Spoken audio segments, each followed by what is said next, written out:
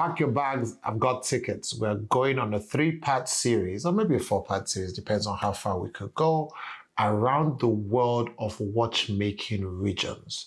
We're going to explain why you see Swiss made on some watches, Japanese made on some watches, and all the different other regions. It's What Talk with Francis and Francis. Let's get into it.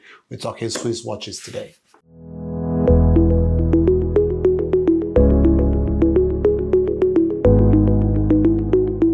Now, I'm sure you've come across the term Swiss made in a lot of watches, usually underneath on the dial, underneath the 6 o'clock marker. You see it often, but doesn't make it a small feat by any means, because before you could put that mark on a watch, it is strictly regulated by law.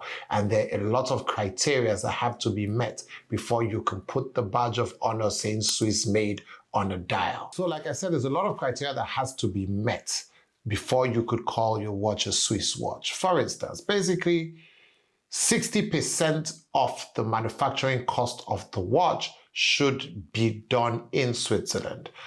The movement must be assembled and inspected in Switzerland before it could be called Swiss made, for instance. Now, you should also be doing all your quality control and final testing and the general assembly of the watch in Switzerland.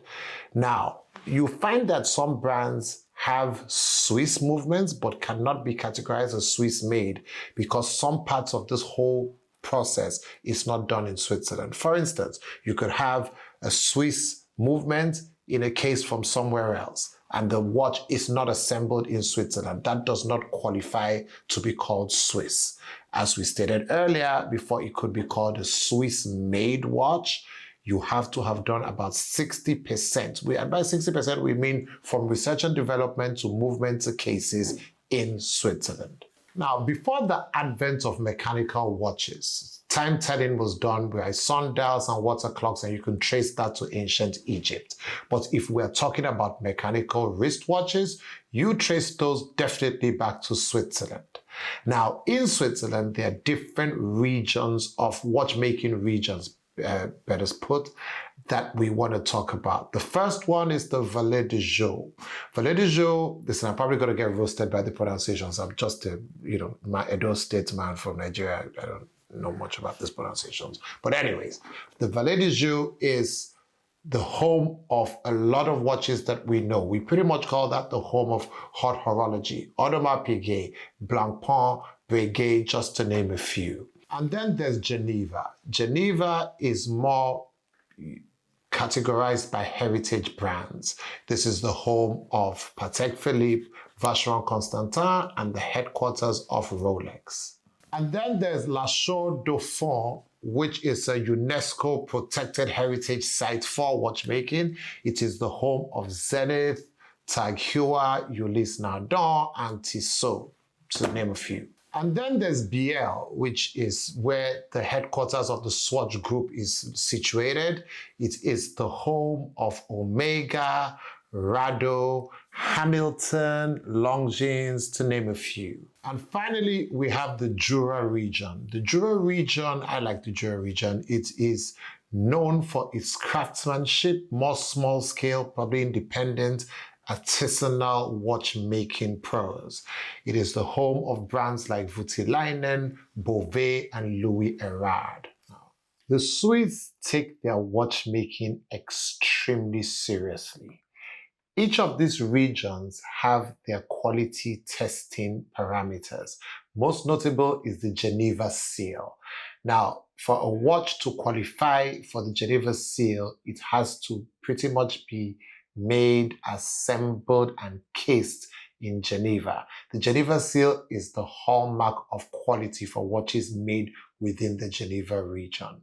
Now, other regions have their own certifications. There's a Fleuret certification for watches made in Fleuret region, like Parmigiani, Bovet. Now, back to the Geneva seal. Patek Philippe used to be under the Geneva seal, but in 2009, they moved away from that and now even have their own stricter in-house certification called the Patek Philippe seal. Now, there's also the COSC or COSC certification, which is basically certifying more for accuracy than finishing. Now, when you put all these different things together, it shows the excellence of a Swiss-made watch. Now, luxury watches is a major part of the economy of Switzerland. So it is taken very seriously. It is probably the #1 export. I don't know, between that and chocolates, I'm not sure. But either way, the Swiss are known for good stuff. Now, that's why it is important that they protect that badge and you wear it like a badge of honor when it says Swiss made on your watch. It is a sign of excellent craftsmanship, authenticity, and quality. And that is why Swiss watches are revered all over the world from time immemorial.